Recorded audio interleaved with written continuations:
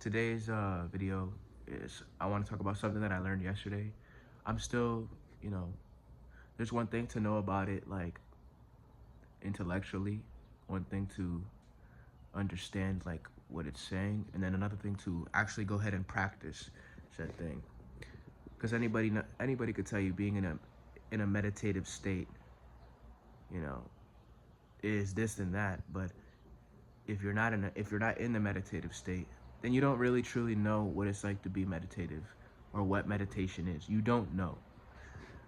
But the theory is there, and the theory is there on how to attain that stuff. But I want to talk about I think it's called dhyana. I don't know how to say it correctly.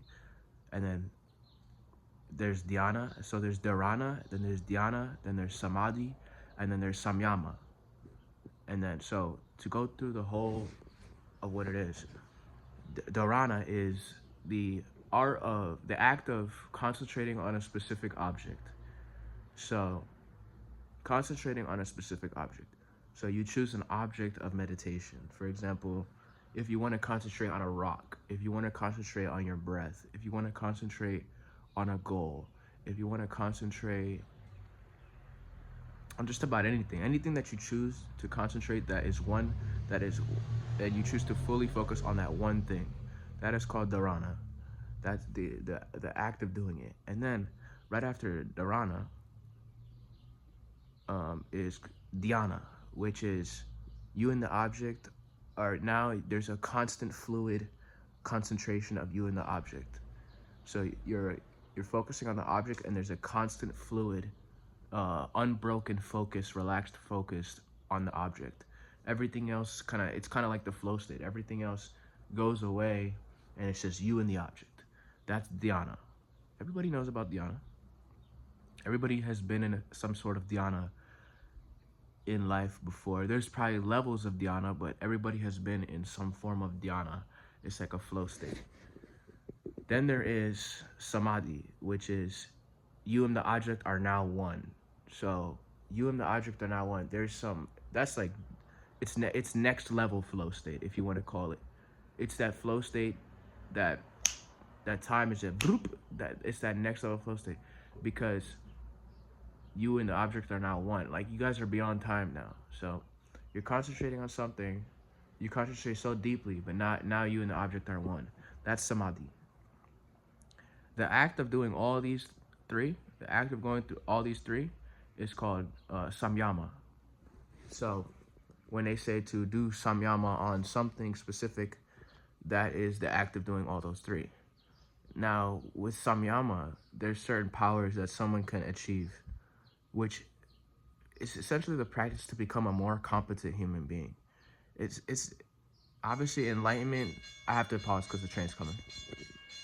So what I was saying is, obviously through the art of deep concentration and deep relaxation, theoretically somebody can attain some form of, can attain enlightenment, what they call enlightenment. That's the theoretical thing. But I think the practice of samyama is more for being a more competent human being, because you can do samyama on just about anything in the universe. So it's really about attaining stuff, and it's really about doing certain things in the world, which is a part of life. It's living more free. Obviously, you can just be in a state of samadhi on something and you're free, right? But samyama, the deliberate art of doing certain things, it's kind of like sort of like accomplishment. Like, if you want to, like, if someone wants to achieve a goal, they have to have they have to have the ability to do samyama on that particular goal. If someone wants to understand themselves, like their body, they want to understand their body, like what's going on, they got to be able to do samyama on their body. When they want to understand someone's intentions, they got to be able to do samyama on someone's intentions. If you want to be a more competent human being, you got to be able to do samyama on just about anything. And more difficult, easier said than done. Most people are going to be in dharana, and sometimes people may even get to dhyana. Dhyana When you're in dhyana, you're focusing on something. You're in this flow state. A lot of people have probably gotten to that flow state. The deeper the flow state, you and the object now become one. That's samadhi. Very difficult, very difficult. It's absolutely, even dhyana is difficult because dhyana is unbroken concentration and relaxation. So if you're focusing on something, you're so focused, you're so concentrated on that one thing, no thought is entering, no other thought is into your mind. You completely laser focused on the object, no matter what. That's dhyana. It's very hard to achieve. Like, someone could touch your shoulder, someone could walk by you, and it can fuck you up, and it can take you out of dhyana. Dhyana, the time passes by quickly. So whenever you're doing something and time passes by quickly, you're basically in a state of dhyana. But key is that you've done it consciously, because you can play a video game and you can be in dhyana, but you're not consciously really there. You're kind of unconsciously going. That's the key, is that you're consciously choosing to focus on something. Now, let me get to the next part of this. So how does this relate to like life and goal setting and stuff like that? Hold up. It relates to life and goal setting because your ability to perform dharana, which is concentrating on a specific object, in this case, the goal that you want to achieve. You concentrate on the idea of what it's like to do the goal, what it's like to be that person. Once you've entered into a state of dhyana, where you and the goal, where you're concentrated on this goal and the concentration of the realization is unbroken, if you do it long enough for a period of time, you'll enter into a state of samadhi, which is you and the goal have become one. So that if you and the goal have become one, the manifestation is literally instantaneous. You have performed samyama on this goal, and its manifestation is literally instantaneous. Now, you probably can manifest it through just the art of dhyana alone, but if you do it, if you get to a samadhi in the goal, then you've instantly manifested this goal, basically. That's essentially the whole gist of it.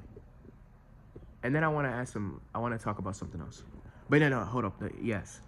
Focus on something. Choose something to focus on. It could be anything, even if you just want to feel like, feel better and feel more in the flow state of life. Focus on something. Get the concentration to become unbroken, where it's just a constant fluid of concentrating. And then eventually, as you keep concentrating, you won't be able to do this consciously. Like, it's just something that gets blessed upon you because you're concentrating on it. You and the object will become one. Then you've done samyama on the object.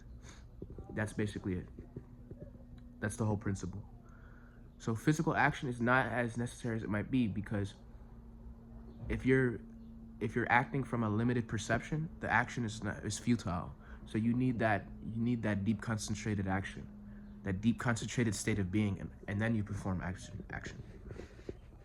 Because if you're performing an action and constantly there's thoughts constantly fluctuating in your mind saying, you can't do this, you're not that, then the action is futile. So you need to perform dhyana, and you need to enter a state of absolute absorption in what it is you want to be, and in what it is you're doing, in everything in your life. You have to be in absolute absorption in it if you choose to do it. This is life. And then I want to add something extra, which is talking about, like, how can someone practically achieve some form of relaxation? Well, what I've just experienced is that don't go immediately, but like running is a very, very, very prehistoric, very easy way to get into a more relaxed state of being. It's sort of a supplement to your spiritual practice. If you go ahead and you do some cardiovascular activity, it's very good, especially the day after when the lung capacity is opened up. It's very good. So I recommend for people to run. If you're new to running, don't start with something insane where you be sore for a couple days or weeks or whatever. Start small. Go to the gym, start small, run outside just a half a mile, come back, and then take your shower, then do your spiritual practice. Really, really good for relaxation. And then over time, when you get better cardio, bump it up to a mile, then bump it up to 1.2. Maybe one day you want to do 1.2. And then some days go back down to half a mile. And then some days maybe do 2 miles. Very good for the relaxation, very good for the cardiovascular, very good supplement to meditation. Very beautiful stuff right there. So yeah, it's easy too. Anyways, yeah, that's what I want to say.